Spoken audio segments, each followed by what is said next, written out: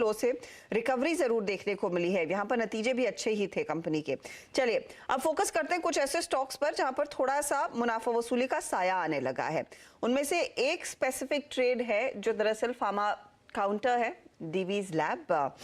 Stock आपकी screen पर आ जाएगा, 8.5% तक का दबाव। इसके अलावा कुछ और काउंटर्स भी हैं जहां पर थोड़ी बहुत मुनाफा वसूली हावी होती हुई दिखाई दे रही है और उसी पर आज फोकस है हमारा। क्या चल रहा है, हमारे साथ यतिन जुड़ गए जो आपको बताएंगे एग्जैक्टली हो क्या रहा है और इस स्टॉक में इतनी मुनाफा वसूली क्यों आई है। बताइए यतिन। तो हर्षदा देखिए, हम लोग देख रहे हैं कि पिछले 2 सालों में फार्मा में काफ़ी उतार चढ़ाव आए हैं, चाहे वो इनोवेटर्स हों, चाहे वो एपीआई कंपनी हो जो यूजुअली फार्मा कंपनीज को रॉ मटेरियल बेचती हैं।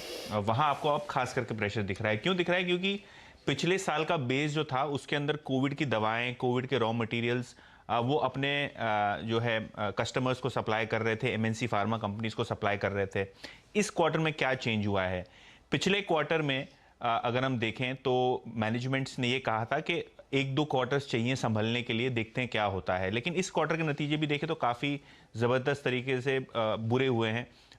स्पेशली लॉरस लेबोरेटरीज की बात करें या डीवीज लेबोरेटरीज की बात करें। लॉरस की बात करें तो उन्होंने अपना $1 बिलियन का जो रेवेन्यू टारगेट था जो वो अगले फाइनेंशियल ईयर में पोस्ट करने वाले थे, वो 10% से काटा।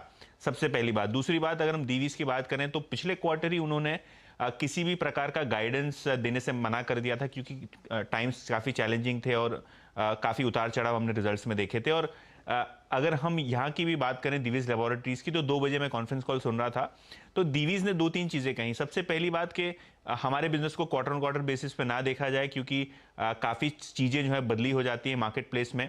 हालांकि अगर हम मार्केट की बात करें तो उनका मानना ये है एनालिस्ट का कि जो कोविड रिलेटेड ड्रग पोर्टफोलियो है वो अब एब होता जा रहा है, अब वहाँ बिजनेस कम होते जा रहा है।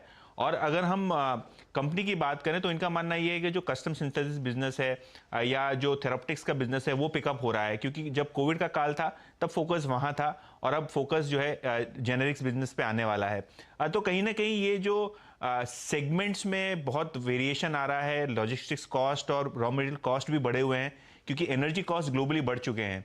इसके कारण रॉ मटेरियल भी महंगा आ रहा है और जो सीधी तरीके से इन सारी फार्मा ईपीआई सप्लायर्स के मार्जिन पर प्रेशर कर रहा है। तो क्लियरली अगर हम देखें परफॉर्मेंस का तो सोलारा लगभग 60-65% नीचे एक साल के अवधि में। अगर हम डीवीज लैब की बात करें तो 30-35% स्टॉक नीचे है। और यही बात को लेके कि शायद जो बिजनेस और जो धंधा इन्होंने कोविड के काल में किया था पिछले 1 साल में, वो अब आता हुआ नहीं दिखाई पड़ रहा और शायद ये फर्दर प्रेशर करेगा शॉर्ट टर्म मार्जिन्स के लिए। और ये जो शॉर्ट टर्म का खेल है इसके कारण आज हम डीवीज के स्टॉक में भी देख रहे हैं कि स्टॉक लगभग 10% नीचे है। 3 दिन पहले स्टॉक 6% ऊपर था और कहीं ना कहीं आज अगर हम देखें तो बिल्कुल ही स्टॉक में एक जबरदस्त रिवर्सल आता हुआ दिखाई पड़ रहा है। जी, और मुझे याद है लॉरस के नंबर्स के बाद भी इसकी ढिलाई होती हुई दिखाई लॉरस भी 10% नीचे था रिजल्ट्स वाले दिन। तो क्लियरली कुछ तो मार्केट पड़ रहा है और उसी पर